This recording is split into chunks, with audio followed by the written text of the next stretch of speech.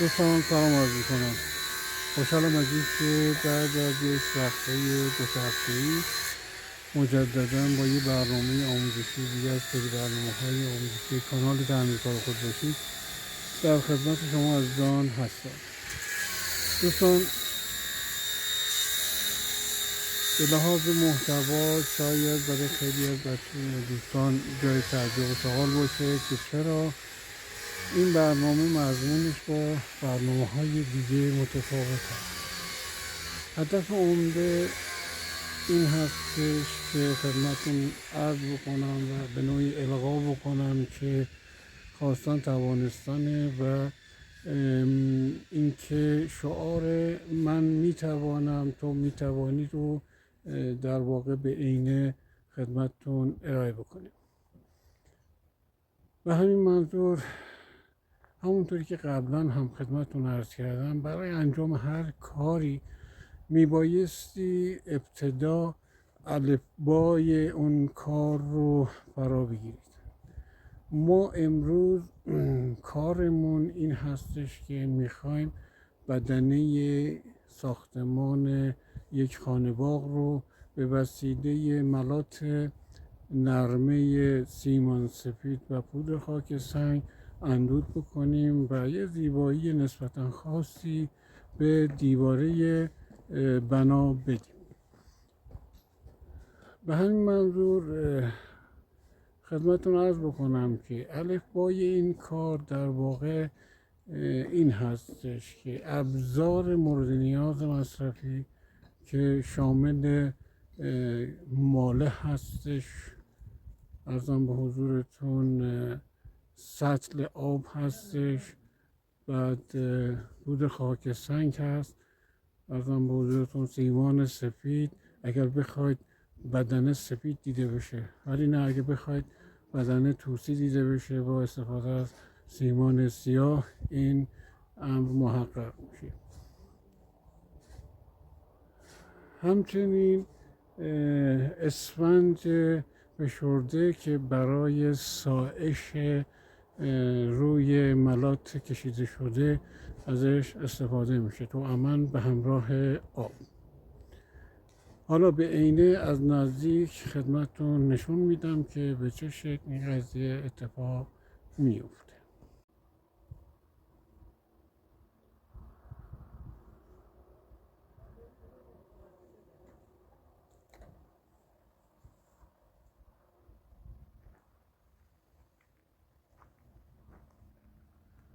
خب دوستان توجه بکنید، ابزاری که عرض کردم خدمتتون یک ماله بنایی هستش، خمیر سیمان سفید و پودر خاک سنگ، سطل آب و یک اسفنج فشرده که قرار با سایش روی ملات اون رو مسطح و صاف انجام شد. حالا توجه بکنید، ملات رو به این شکل به وسیله ماله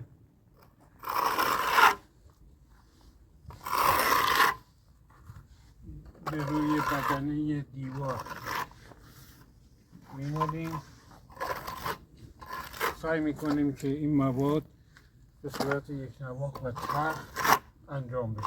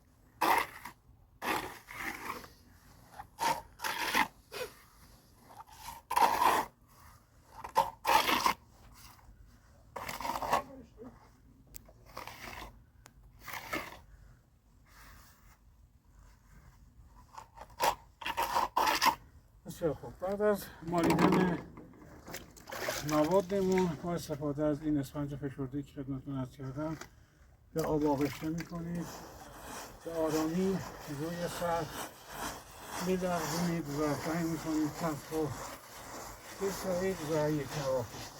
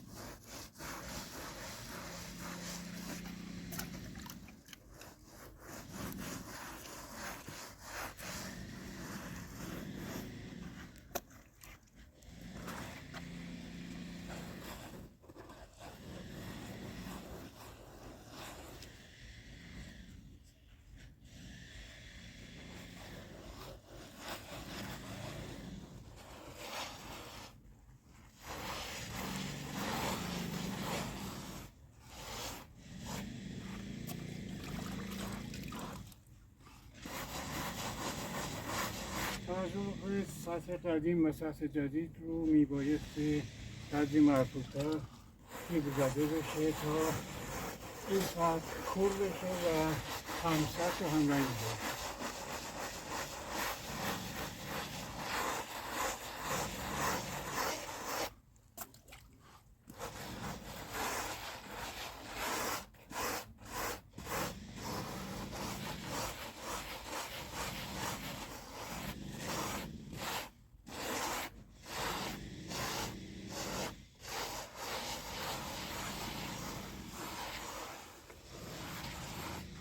و سلام دوستان، امیدوارم که این برنامه مورد پسند شما واقع شده باشه.